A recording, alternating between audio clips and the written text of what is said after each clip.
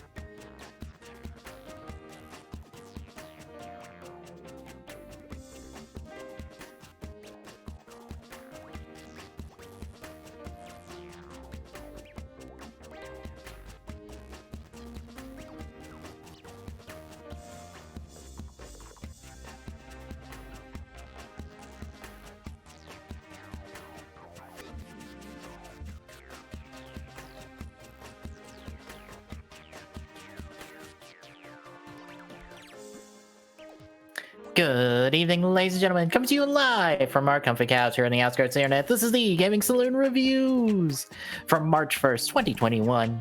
With your host, Peacemaker2448 and Salon. Hi. We technically get to do a show on the first day of a month. Yay, I guess. People keep talking about being like, how the fuck is it already in March? And I'm like, I mean, time. Oh, God.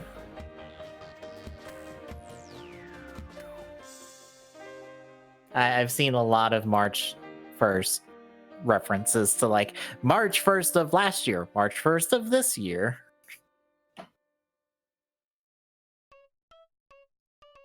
Because March is when all this shit with the pandemic started. Well, yes and no. Yeah, it was late March, really. For well, us. they're trying to even act like it was before that, but I beg to differ. I felt like we were probably looking for reasons.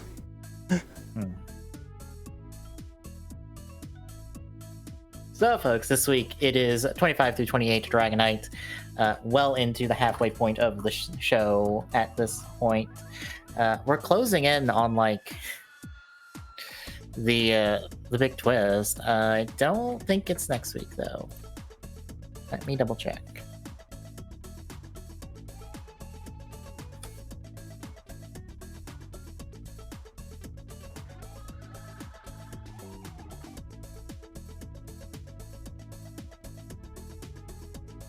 No, it is next week. It's 31.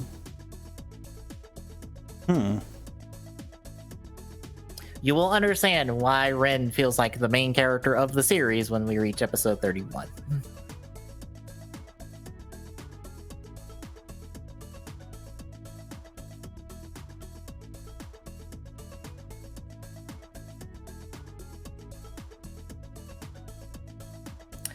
But before we get into that, I actually got all the Soto mini plot stuff I ordered in today. It was supposed to come in Wednesday, but it came in today.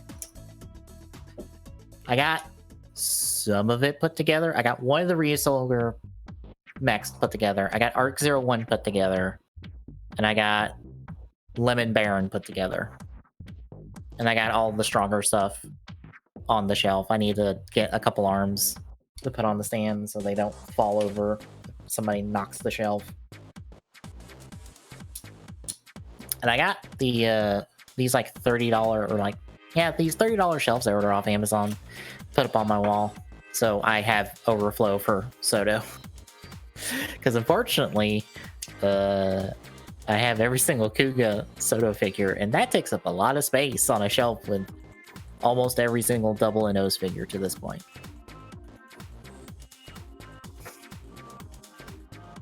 So, luckily they were pretty easy to put in.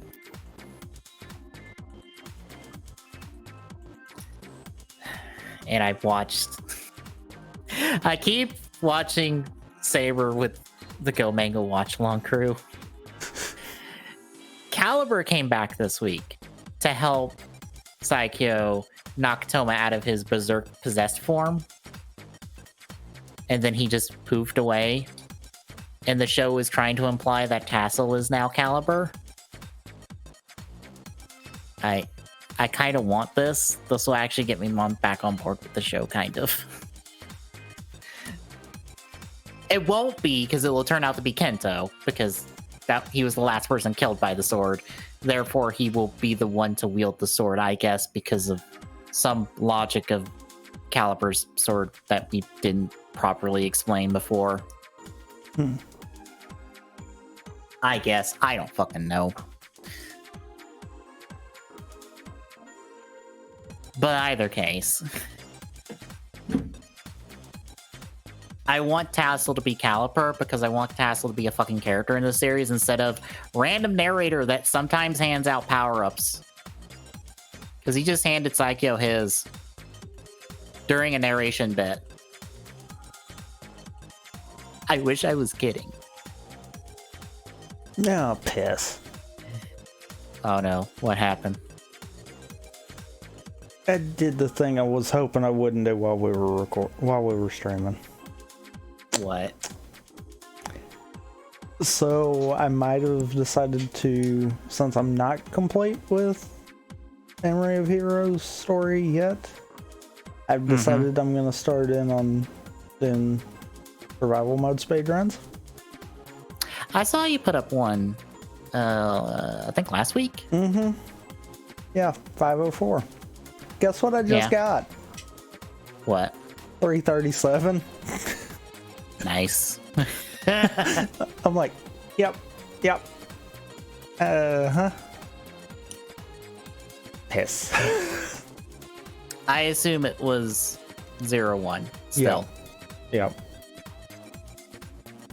I told you 0-1 feels really good in this game.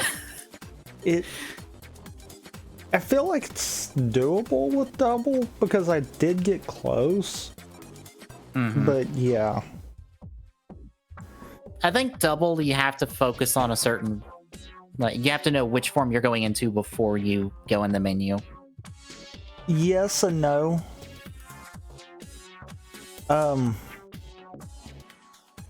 I say that because you can kind of prolong the timer since it uses in-game time.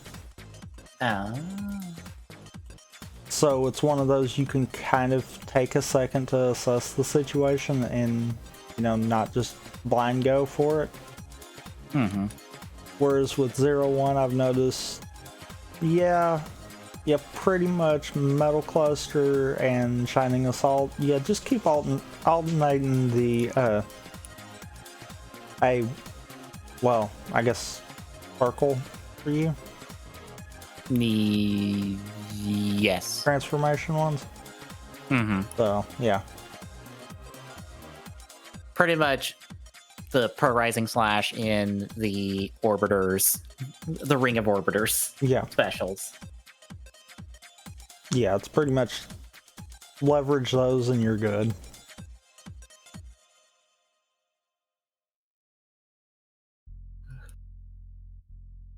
I feel like Double's got a little more thought to it, and that might be why I'm not nailing exactly what I need to do for it.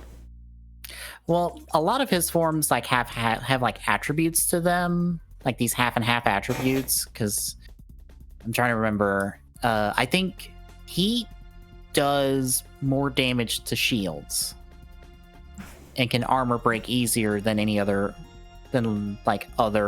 half changes. I think. Makes sense.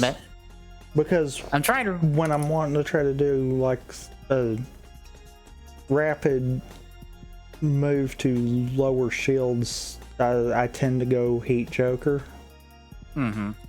So that makes sense. Yeah. I was trying to remember because I honestly, it's all in the tooltips actually. I'd have to go back into the tooltip. I've not dove into that part yet. I've just kind of been like, I'm gonna wing it and see what happens. Yeah. It's a case of early on with any game, I'm not really looking too hard in it. It's not till I start testing and diving into a little more stuff that I'm like, okay.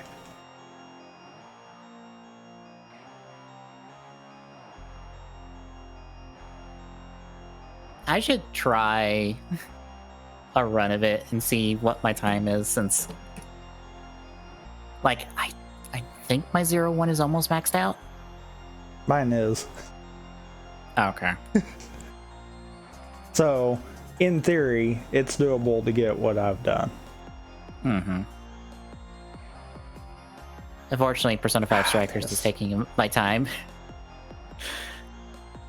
It's weird to play a Muso game that is not a standard Muso game in like format but in gameplay. It's weird, but I like it.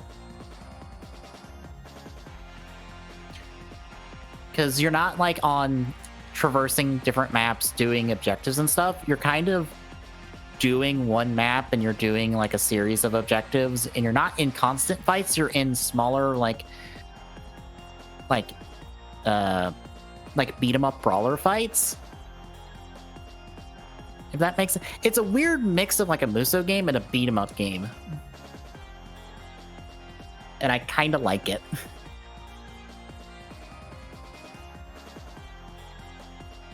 Also, the writing continues to be on point.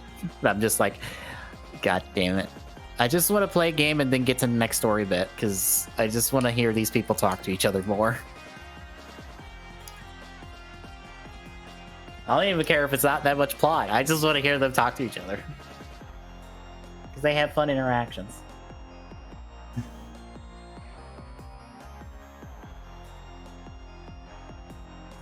Anywho, shall we talk about the episodes for this week? I guess we shall. Alright, like I said, it is 25 through 28. Any thoughts going in before we hit the recaps? No.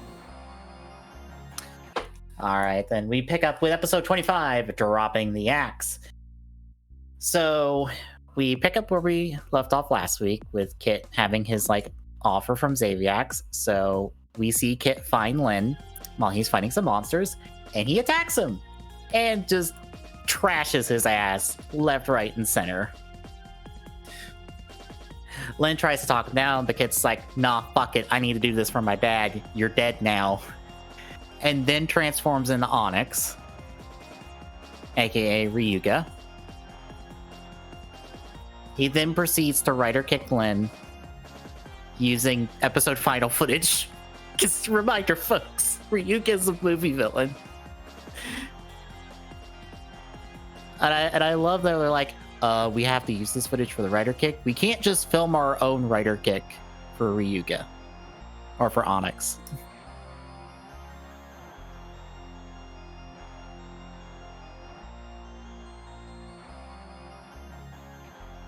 But he Rider kicks Lin, vents him, and then leaves to go find Cass, who he finds that night in a fight scene that is actually from episode final.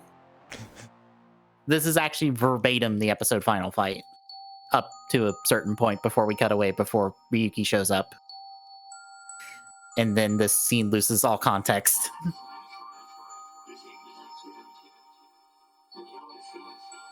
But yeah, he thrashes Cass, or Case, prepares to do a strike vent on her before we see Kit in the hospital wake up from, I guess, this nightmare. And his hand is trembling. And he's kind of scared of what he might be capable of if he, I guess, takes the offer. Which... okay, I need to explain this part. Now. Kit's dreams and all this stuff are not accidental. They're actually on... okay, they're on purpose. They're being forwarded to him by someone. Would you care to guess who? Xaviax? No. I figure... I mean... you know... reasons. It's actually, I think, technically Drag Blacker. Oh. or Drag Red, or one of the two. More or less, one of the two contract beasts is actually telepathically communicating with him and giving him these nightmares to show him, don't do it. This is what you become. Don't do it.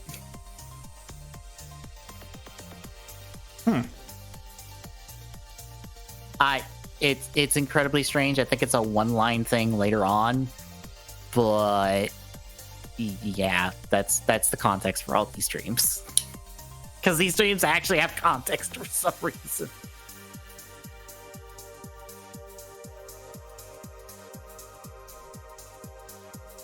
Anywho, we cut over to Maya as she's wiping all of her files and stuff because government. Because I guess if they get more evidence on her doing stuff, they'll throw her in a cell or something, I guess. I don't know. I would think they have more than enough reason to go after her right now. I don't know why she's like throwing away everything now. Like they have all your stuff, right? I mean, I would think so. Yeah. Also, there's apparently a hidden camera in the room they are talking in. That doesn't hear anything that they're talking about. Funny apparently. enough. Well, here's the funny thing. So, Walsh got Lacey to steal Maya's information with the flash drive. Her laptop is in the exact same room where they put that hidden camera. Why did they ask Lacey to steal the information when they could have just done it themselves? Very good question. Like, unless Maya's laptop was not there when they put up the camera, which we don't know when they put in the camera because we just now found out about the camera. Like, you could have just fucking done this yourselves. Why did you ask Lacey to do this?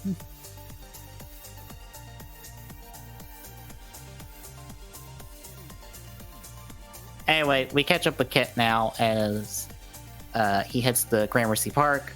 He has a little flashback to his dad telling him, Kit, the ends don't justify the means, okay? And this gives Kit the resolve to turn down Zavax's offer next episode. Because unfortunately, the rest of the episode has him fighting the other Cho brother, Axe, because he tackles him into a map. One of those map boards in a park so they can go fight in a parking garage.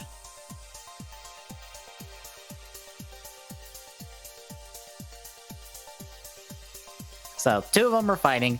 Lynn hears the fight. Like, they play the little ding for when, like, a monster shows up, but there's no monster here. There's just Kit and Axe. I didn't think those sounds played for them. I didn't either, but meh. We're just going with convenience. Yeah, anyway, Lynn and Cass are on their way now. Zavax and James also see this fight, and James is like, fine, I'll take care of the problem. So he heads out. We follow up with Kit. He's doing well as Cass and Lynn arrive, and Lynn wants to hop in, and Cass is like, no, let him win the fight. He's got this.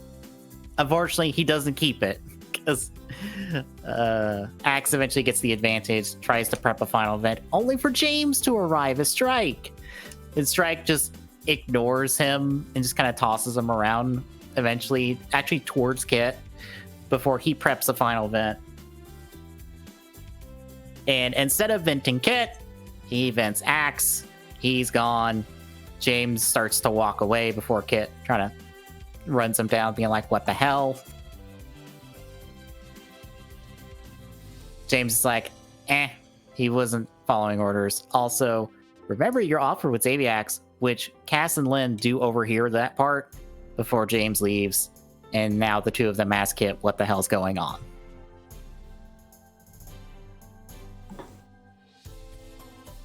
We catch up with Maya after she's dumped all her files and stuff. And this is when Lacey comes clean about her role in all of this. And they are, of course, surprised because, of course, they are. Anyway, back with the important plot. Kit tells Cass and Lynn about everything, but also tells them, I'm not taking the deal. And some of this is technically next episode because it's a continuation of the conversation, but I'm putting it here just for simplicity. But Cass apologizes for more or less being a dick to him and welcomes him as a true rider, and the three of them vow to take down Zaviax.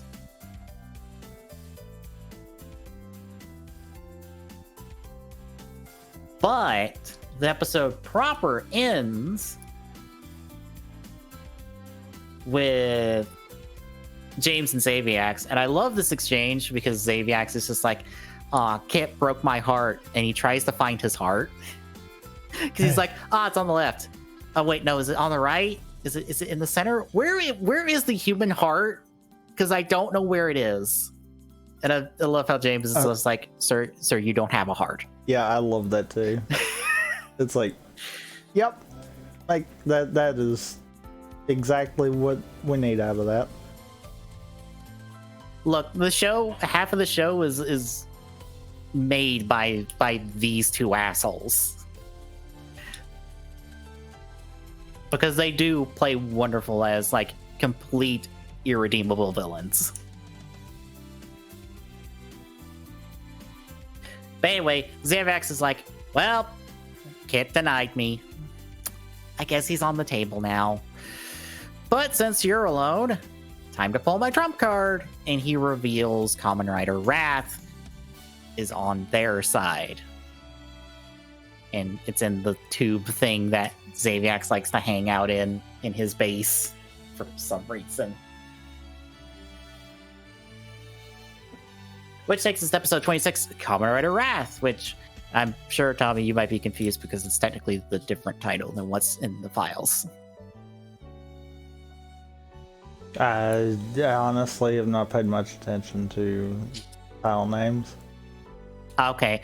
In the files, this is called Kamen Rider Axe, which is wrong because there is hide nor hair of Axe in this episode.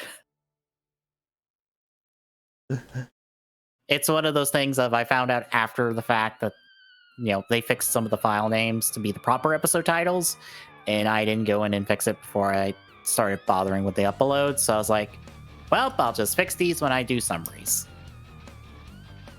Yeah, I've not been paying much attention to it, to be fair, so. That's the first time I've even noticed it, because I'm like, why is this episode called On Kamen Rider Axe when he's got vented in the last episode? Oh, this is the wrong episode. Oh, okay. That makes sense. Yeah, I'm more pay attention to numbers. Kind of make sure we're actually, at the right point. Yeah. But we pick up the episode with the No Men continuing to spy on Kit because they also got a camera in Kit's apartment. Again, with Thunder do later, why are you waiting until now? But anyway. Well, on top of what we later find out, it makes you wonder if they've gotten into these places, why haven't they just waited? True. But with Kit now on the move because he's going to go talk to his dad about his decision, they decide to kidnap him then while he's alone and away from the two aliens that they know are strong and know they can't take. I'm saying this because of a later plot point. But we cut over to Lacey and the others because Lacey explains why. And now the group of them try to figure out what to do. Moving on. You can tell I really don't care about the Lacey subplot. Especially when it is solved in this group of episodes. It's like, fucking hell, we're moving on. We got better shit to do.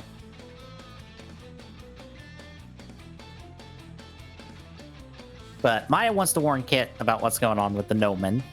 Because they're actually named now. Because they're now the No Men. Which is honestly kind of a dumb title for your not Men in Black organization. But she wants to warn Kit, but their phone's probably bugged. Which I'm not sure about that, but okay. So they decide to sneak Maya out, disguised as Lacey, in order for her to get to Kit.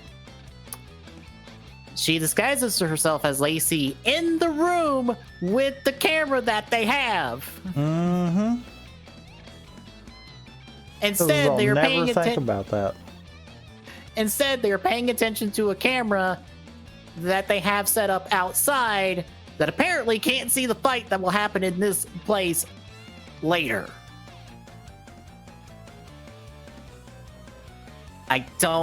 Why are you so bad at your job? Why are you bad at your job? Stop being bad at your job.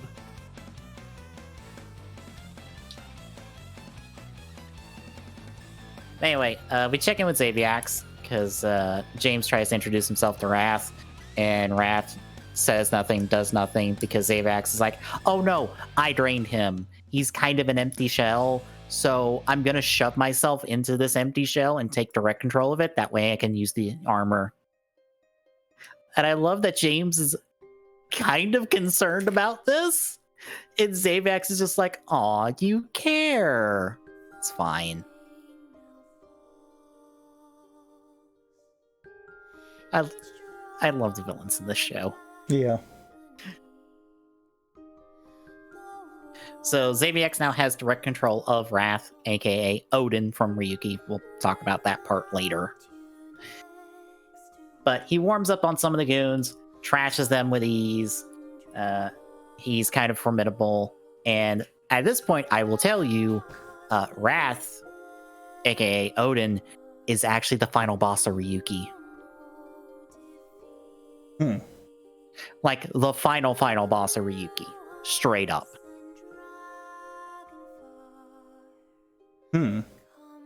He also technically has a survive card that was never used either in Ryuki or in Dragonite, and only ever showed up in that one Rider Time special for Ryuki from like Geo. And that's not even like the correct usage of it, to be honest. Technically. Because Odin doesn't go into a survive form. So, whoops. He also has a time vent card that allows him to rewind time. Odin only ever used this once in an episode to rewind time in order for a picture to not get covered in water. There's context, but it's stupid context. And that is the only time he ever uses this card that literally lets him rewind time as far back as he desires. Because he rewound time all the way back to the beginning of the series. Several times.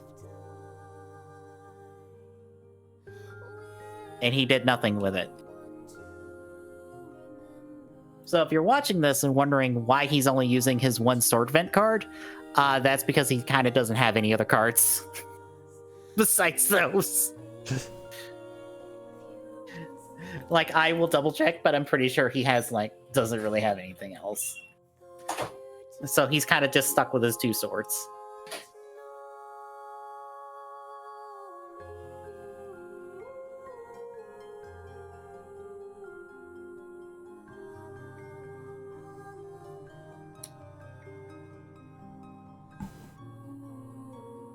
Really? You're not going to show me? Oh, no, he does have a shield.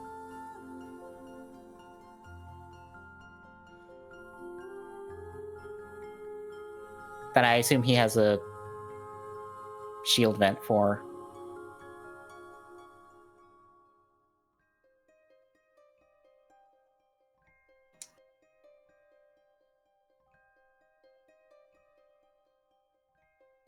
Yeah, he has a guard vent, but I don't think he uses that either.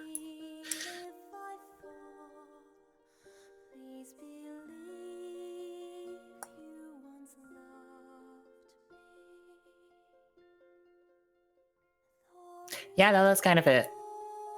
Anyway, so yeah, that's information you might want to know for Odin for when we get to next week.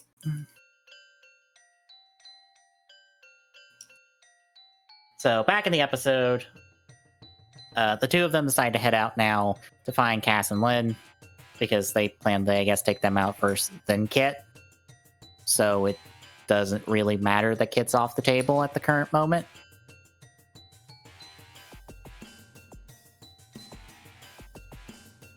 Meanwhile, Maya does her whole dress up as Lacey and leaves, and Walsh and the No Men are none the wiser because they're stupid and bad at their job. Mm-hmm.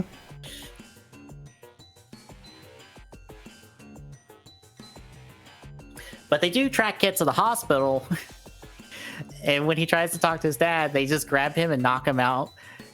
But Kit does manage to take off the glasses of the guy behind him very badly because they were really trying to cover up that he didn't do it in cuts. Because there's several times in the middle of this fight that you just see the glasses still on his face. So they're trying to cover up real hard. That's like, no, he botched this one. We didn't do a second take on this one. But yeah, there's a pair of sunglasses there, which will be the only clue for Lacey that Kit's gone. Except for the fact that Kit's motorcycle helmet is also on a chair in the background. And I guess Maya just forgot about that. Or didn't notice it.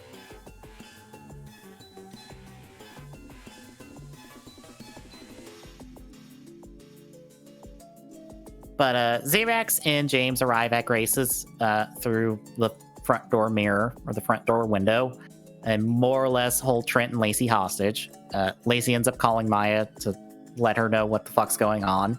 So Maya has to go tell someone, which she won't actually, because Cass and Lynn apparently just hear this and go there. They are in fact warned by no one.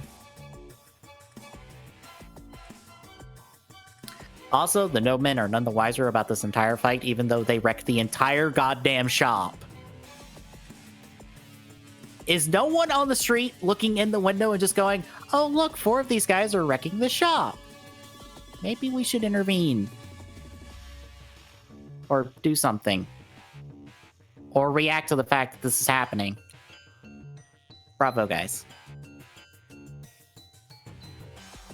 But the two of them find out that Xavax is controlling Wrath. And we also get the nice little, the odd note that Wrath is technically Lynn's mentor. Which, that is not a thing of Ryuki. Technically, everyone hates Odin. Although the guy controlling Odin was the one who handed everybody their decks. So I guess they technically kept that part. In a technical sense, yeah. Right. But Trent and Lacey leave, so our 4 riders fight it out and demolish the shop in what I feel like is a very end of season Power Rangers move, because the entire set's pretty much destroyed. Because, like, Maya gets thrown through a wall, like, several bookshelves are destroyed, shit goes flying everywhere until Cass and Lynn are just like, we're not winning this fight, we're leaving, and just bounce through a mirror, leaving Xavax and James to chase them, but they end up ducking them. But we end the episode proper with Kit thrown into one of the No Men's cells and just left there. So, how'd you feel about the first half?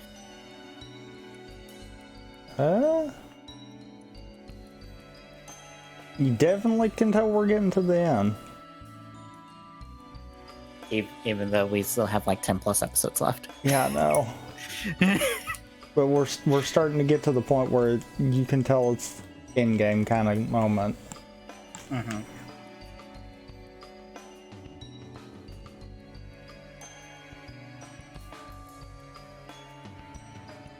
But yeah, I couldn't help but watch like this fight because I'm just like, this is an end of show one. This is an end of series.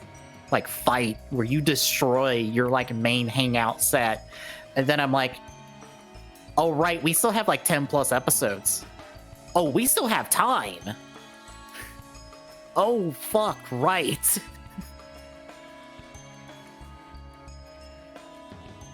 I forget the show does not fuck around.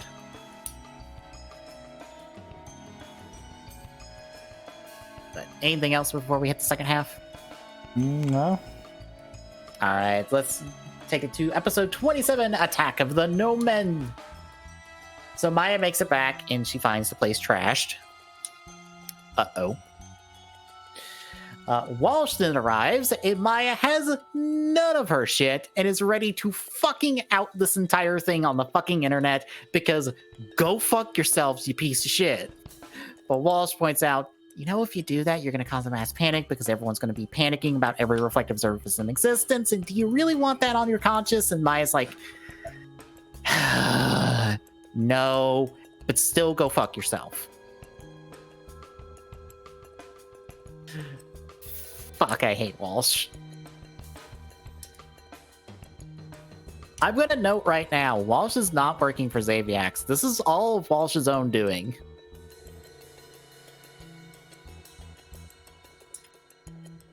You would think she's working for Xaviax because, you know, she's fucking up everything, but no. No, this is her own choices in this matter.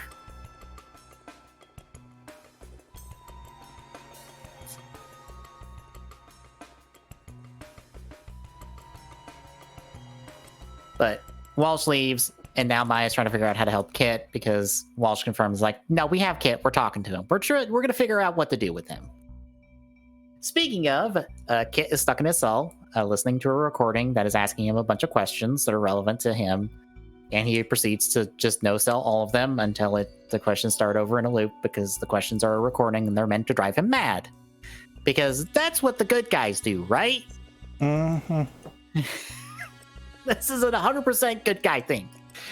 To lock this kid up in a cell and to have several questions go on repeat until he just goes insane.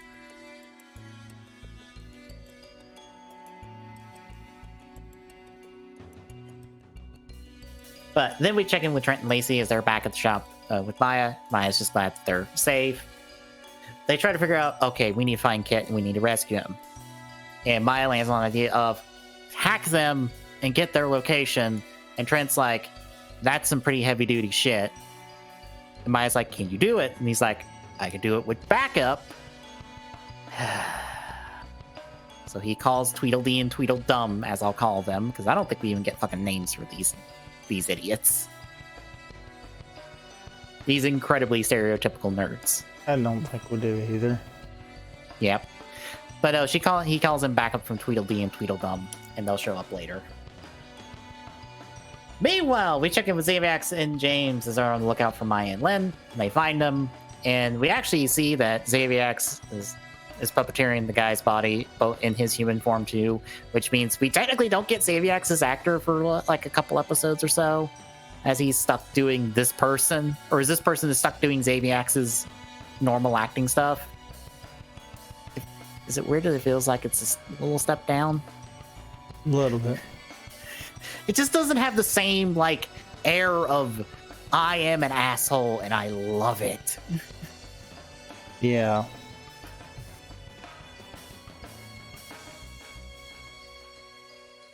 But they find him and they go after him. Trent's backup arrives and they proceed to try to break No Man's security. We check in with Kit as he kind of wakes up to find his cell unlocked. So he leaves and he's like, hey, I'm gone, I'm leaving, and then finds his deck on the sidewalk and a monster in front of him. And he's like, so this is a trap. Oh, well, I at least I get something to punch. So he proceeds to fight the monster and destroys it, only to then immediately get kidnapped by the No Men and thrown right back in his cell at the end of the episode. Poor Kit.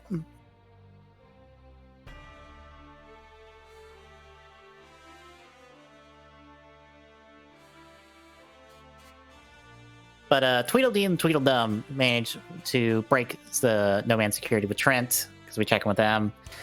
Maya gets locations. She heads out. Cass and Lynn end up fighting Zavax and James separately. Zavax and Lynn's fight's actually new footage, whereas James and Cass's fight is footage from episode final. It's weird how much of the movie they use just to grab fights from that movie and not like the whole movie in context or in a different context. But it also means we're running out of episode final footage, because I think we've just about used every single major fight from that movie now. Well, that they can use right now.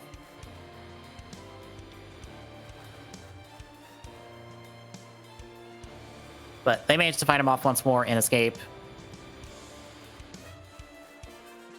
And they meet back at Kit's, not knowing where Kit is, since they don't know if he's been vented or if Zavax has got him. Like I said, we end the episode with Kit once more in his cell, which takes us to episode 28, A Dragon Caged.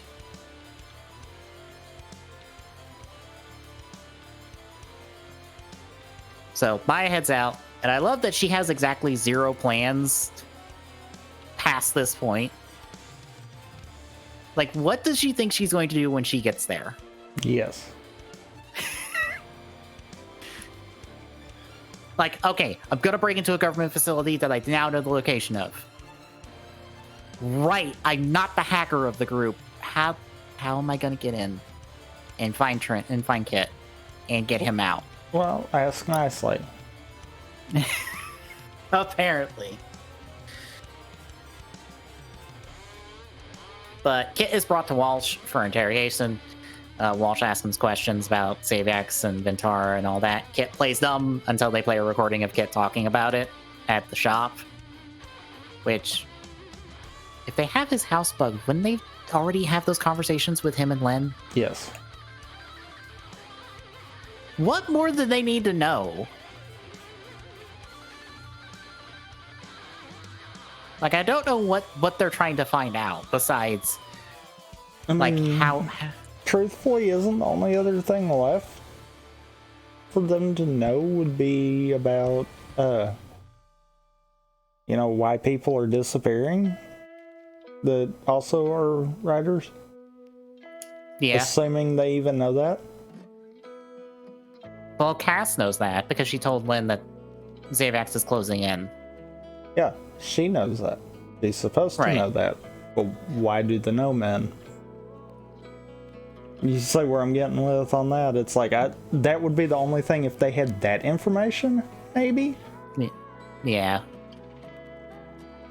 But yeah, that they should already know. Yeah. But yeah, Kit tries to tell her, it's just like, look, I'm on your side. I'm trying to fight Zavax. I'm trying to help. And Walsh is like, nah, it's fine. We can handle Zavax on our own. And I just have to look at her and go, on what fucking planet do you honestly think you can take Zavax and his monsters? Apparently they think on this planet. I'm sorry, what tech do you have that you can counter this? A spray gun? Congrats. You're literally going to accomplish nothing.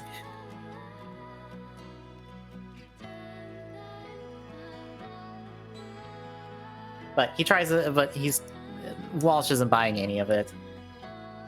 And that's when we check in with Trent and Lacey because they flagged down Lynn and Cass because they were nearby each other. And they tell them where Kit is and they head off to go break him out because fuck it, we don't give a shit about this government organization. We'll just go break in, get Kit out, and then just leave. What are they gonna do? Which is a very fair assessment.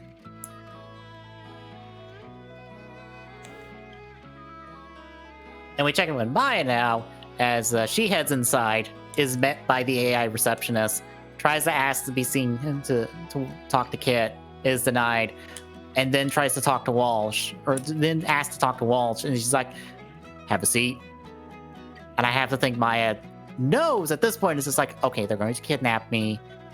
What do I do after that? Because I assume that's what's going to happen.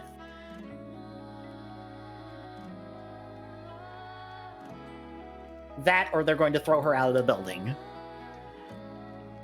Or both. Like Maya, Yeah. Bio, what is your plan past this point?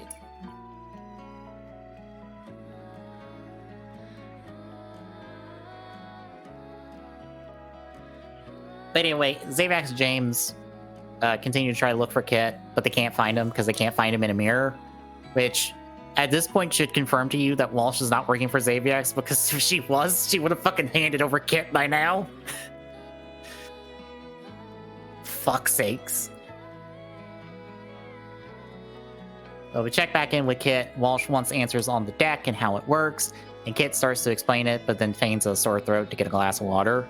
And I love how Walsh is like, get him a glass of water, but in a paper cup, not a glass one. We don't want any reflective surfaces. Yeah, because water so won't be reflective. Right. I think they only understand the part that they can walk through mirrors. Clearly. And they're taking that very literally. I have to think it's like, I would have to think you have seen someone walk through just a reflective surface that is not mirror, right? Because, well, I think they also has to be something like of big enough for them to walk through, because technically Kit could probably get out through the sunglasses that the agents behind him are wearing. Because those are technically reflective. Fair.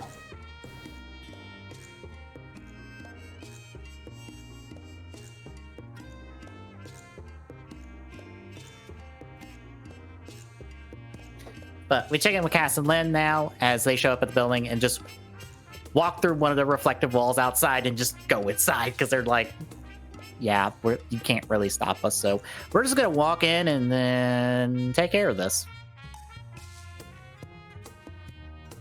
But Kit gets his glass of water. He makes a big scene of spilling it. He goes to try to clean it up. Walsh then realizes what the fuck he's doing, but it's too late, because he tips the table in her direction to slide the deck down into his hands, and he just hops through the reflection in the water. It's like, bye. And he just fucks off for the rest of the episode. Without zero assistance from anyone who's currently in the building trying to rescue him. Attaboy, Kit. You're doing a good job.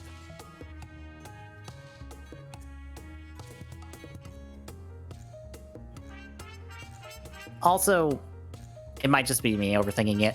He doesn't really need the deck to walk through, to go through that puddle, doesn't he? Debatable. Because, like, we've seen a couple people get thrown through the mirror without their decks.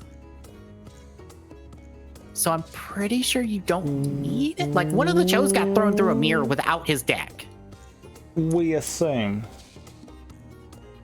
No, Lynn had I was about to say, Lynn had the decks in hand still. Well, when he threw him, so. Unless it was because he threw him. Right, but when he tried to toss Maya through a mirror, she didn't go through. He kind of shoved her, though. True. Yeah. He literally threw him through the mirror. So True. Maybe if they don't touch the ground, then it doesn't. It. I guess, for lack of a better term, it doesn't cause a reset, so to say. Maybe. I don't know. I just find it weird as, like, Kit needs his deck, and I'm just like, Kit, I don't think you need the deck. I think you could just walk through a mirror and just be like, nope, fuck you, bye. I'll get my deck later.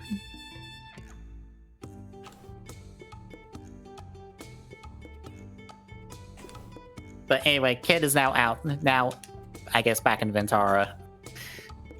While everyone else is trying to break in to rescue him.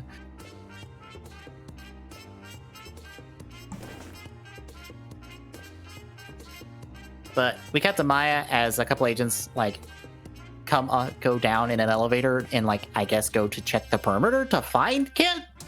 Even though I'm pretty sure they should realize, oh, we're not finding him. He's in Ventara. I guess we just have to post everyone outside a reflective surface until he comes out of one of them, right? That's how this works, right?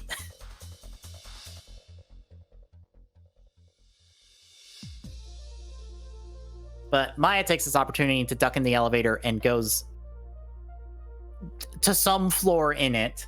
As we check in with Cass and Lynn, as they hear the alarm that's being sounded for Kit's escape, and they're like, we didn't trip that alarm, right? No. Okay, does that mean Kit escaped? Probably, but we should make sure he's actually not here. So they proceed to just go roam around the place until they're like, well, I guess Kit's not here. I guess we're just going to leave now. I love that's how much faith they have in him, I guess. I'm just like, they sounded the alarm. Kit's not here. I guess he just escaped on his own. I guess we should just leave because he didn't need us. At least for this part of the episode.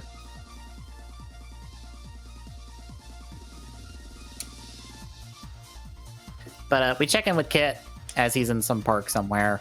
And he ends up running into a monster because I guess Kit is required to fight a monster every single episode. Because this fight takes like 5 seconds and it's done. I seriously don't understand why Kit had to fight a monster here. I don't know why he's just isn't hanging out in the park being like, well, I'm here and I've got no ride anywhere. Maybe I'll just sit around here for a while and like relax. But we check in with Cass and Lynn as some agents stop them in this big white hallway, and Walsh is just like, forget Kit. Take these two. I will tell you this. Cass and Lynn are in their armors. They are henchmened for this fight. I don't know what Walsh thinks is going to happen here. One, you weren't willing to fight them untransformed. 2, they are now transformed. 3, they can access all their fancy weapons and stuff. You are lucky that Lynn didn't bust out his trick vent and blow all your goddamn eardrums out. Fair. Or for Cass to teleport around and just chop y'all in the neck and be done. You're lucky they went easy on you, dumbasses. But yeah, they just take out the Asians, and like Maya shows up at this point, and they're like, can't find Kit. Well, he probably escaped. We should escape too, and they leave. But at this point, we check back in with Kit as Xaviax and James now find him. And the two of them are like, Kit, you goofed. We have to bench you now. And the two of them start attacking Kit. So now Kit is alone against 2 people that were easily handing Cass and Lynn their asses. Kit's now on the clock. So we check in with our other 3 heroes. They get delayed by no men using their goop gun, I guess, to like cover up a mirror so they can't go through it. Lynn just decides, you know what? Fuck you guys, that's mine now, and proceeds to beat the 3 of them and takes the gun for himself. Again, what did you expect was going to happen? Why didn't you use the goop gun on him? Like, it seems to turn into a solid, like, mass of some sort. Wouldn't you try to do that to freeze him in place? Guys, you're being bad at your jobs again.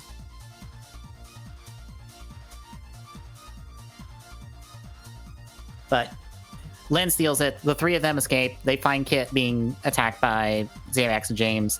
They intervene in time to save him from being vented after Kit gets his leg injured. They fight off Xanax and James. The 3 of them escape back through a window that Maya is on the other side of. And Maya, like, goops the window so James and Xanax can't come to them directly. They have to go to another mirror to, I guess, get to them. So, yay, everyone's safe. They all head back to the bookstore. Our entire team is regrouped. Cass is actually healing Kit's leg with some technique that was taught to them by the Advent Master that they proceed to not explain who is when asked about it, because I guess they don't feel like talking about it right now. Although it's a good thing Lacey cracks a joke because everyone laughs and like doesn't like start freaking out over the tension in the room at the two of them not telling them something after telling them a lot of things. And that's the end of the episode. So how'd you feel about our second half? I hate that we keep landing on like cliffhangers. Unfortunately, that's like the series in general. I know.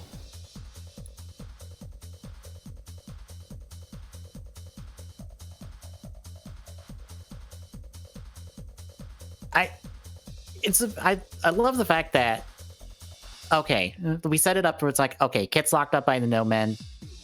Obviously, our senior writers are going to go in and rescue him, and Maya's going to help out in some way. Right, except, right, Kit's actually a smart kid. He breaks out on his own, and our senior writers, instead of, like, now racing to rescue him, are now racing to escape to rescue him from the actual fucking villains of the series that we've established that they can't win against. So it's really good. I'm just curious on why they're like not willing to talk about the Advent Master. Because it's actually a really good question. I assume it's just kind of the sore spot of like, just to explain it, because it will be explained in the next batch of episodes, so I'll pre-explain it. The Advent Master is the one who made the decks, and he's kind of the one in charge. He's also assumingly dead, or presumingly dead. Because, like, when Len talks about there being a way to save Kit's dad, it's the Advent Master because, you know, healing technique that Cass uses would be the thing they would be using. Only a better version of it, I guess. So they presume him dead, which is, I guess, why. Because they're like, he was the guy in charge. He was our boss and, like, our mentor, and he's dead. And also, he's the only way we can get anyone out of the Advent Void, because he's the only one who can access it. So that's why everyone is currently stuck in the Advent Void.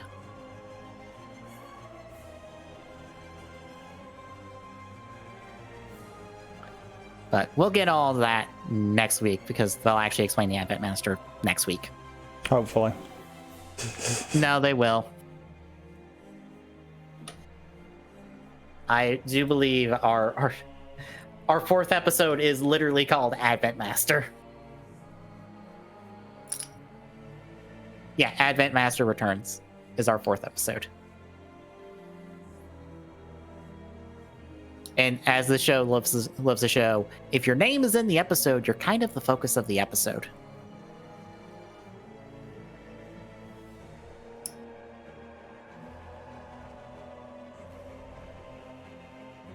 Because technically only Kit and Lynn don't have episodes named after them.